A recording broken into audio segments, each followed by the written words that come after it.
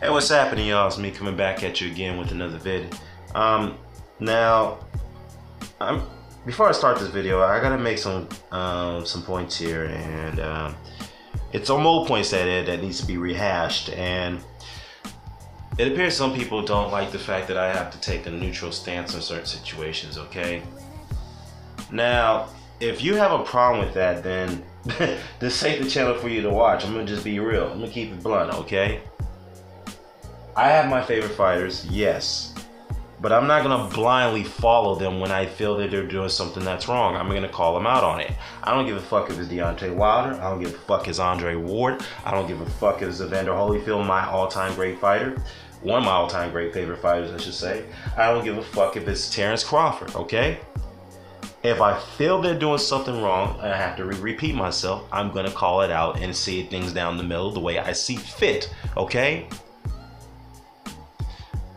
The one thing is that I'm not going to sit here and let people use me as a fucking pedestal to where I have to take a neutral stance in a certain situation so that way they can use my talking points against others they don't like.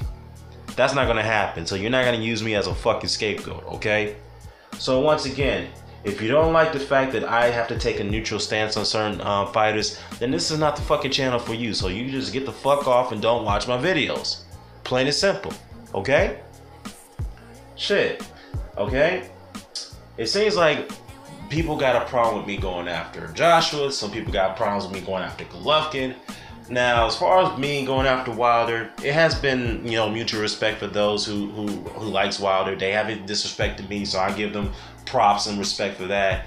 But others, I mean, Jesus Christ, when they have this hypocritical stance, when they say they're unbiased, they say I'm unbiased, I keep things fair, when it only applies to fighters that they do not like, that I have to go after.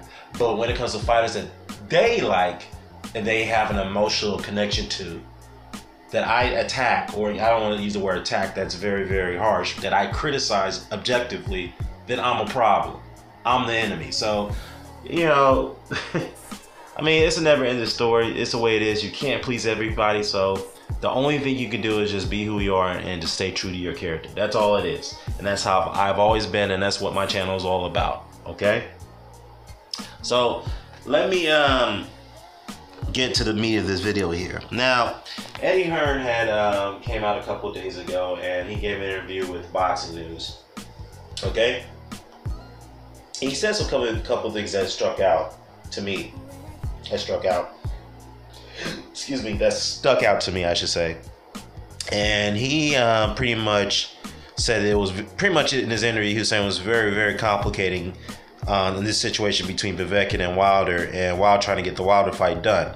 Now, we all know the ramblings that the WBA had ordered the fight within a 24-hour time frame for Joshua and Povetkin to seal the deal. Now, apparently they have verbally sealed the deal on the fight in the critical terms attached to it, but we still haven't gotten an official announcement about the fight. There hasn't been no press conference. There's no words of it being finalized. Hopefully it gets finalized within the next 24 hours of today, but that's been over a week now, so it makes people wondering what's going on here. Is this a farce of an order that the WBA put out there, or is there going to be a last minute change to where Povetkin and Joshua may not fight?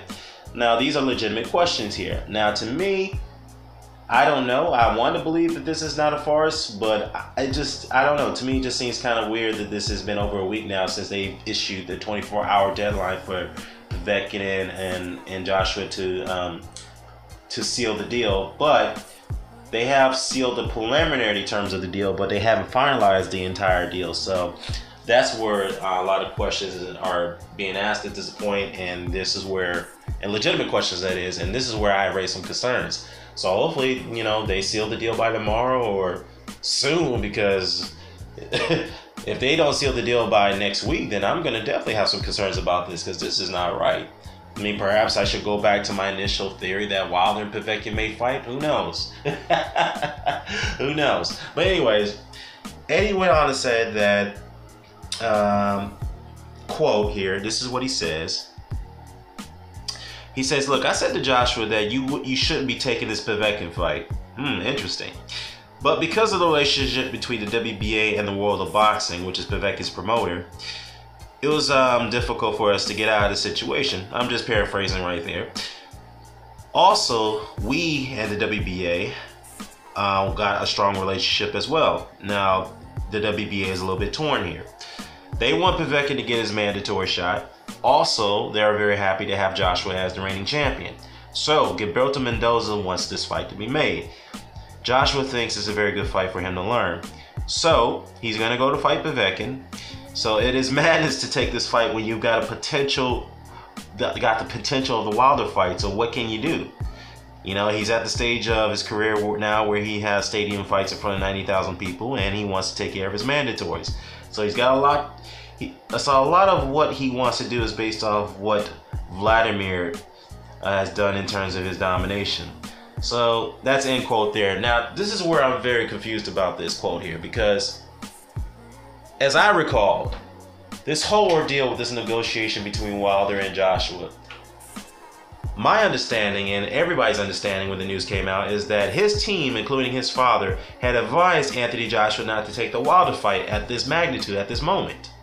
They've advised Joshua not to take that fight, not to take the $50 million deal to go to Vegas and have the biggest payday of his career. They advised him to not take it. And now he's coming out and saying that I advised Joshua not to take the Povetkin fight, but rather take the Wilder fight from the wording of it. Or he's advising him not to take the Povetkin fight, but get an interim fight before the Wilder fight. I don't know. It just seems to me that this guy... I don't know. How could he say that he advised Joshua not to take the Povetkin fight, but then again he turns around and says that I'd rather have him take the Wilder clash? I don't get it, man. This is a lot of contradictions when it comes to Eddie Hearn, and it was worth pointing out. Now, again, I point out contradictions on both sides, but again, I'm gonna be real. There have been more contradictions on Anthony Joshua and Eddie Hearn, more so than Deontay Wilder. That's a fact, and I'm just very confused about Eddie Hearn and what's going on in his head of his. I have to maintain my one belief, even though I think both sides are playing games, but I think Eddie Hearn and his team don't believe that Anthony Joshua don't. They don't believe he could beat Deontay Wilder at this moment. They're waiting for him to slow down. I know I keep repeating the drum here, but that's what it is. Okay? And then some are looking at this quote saying that you're throwing your guy under the bus because you don't believe he could probably win that fight. So some suggesting that this is a possibility that this fight's going to happen in Russia. Now, I don't know that for sure. I don't know. All I know is that there has been no announcement, and it's been almost over a week now. So, yeah, I would love to believe this thing is ready to go, but as according to Povetkin's trainer, they say, yeah, everything is fine. We just need to agree on the venue and location. That's about it. Okay, so, I mean, seriously, guys, what the fuck is going on here? Seriously, what's going on? I mean, it's hard to get away from this topic. It really is. As much as I said that we should stop talking about it for a while, but it's very difficult to get away from it. I'm going to be very honest with you. So, yeah, let's just see how further information develops pertaining to Joshua and Povetkin, but I'm looking at BoxRec and I'm looking at Wikipedia. I almost got a Shady Slim moment. Wikipedia, and I don't see a fight between Povetkin and Joshua scheduled on either of their profiles. So this is why I'm trying to figure out what the fuck is going on here. Seriously. Anyways, let me know what your thoughts about this. Drop your comments below. I'm out. Peace. Oh, before I go, I'm going to have to chime in on that purse bid controversy that took place between Stevenson and Vosdick. So a lot of people are young conspiracy. There was an Al Heyman play that kind of intervened with Top Rank having a chance to win that purse bid. So yeah, let me get into that. That's another video. I'm out.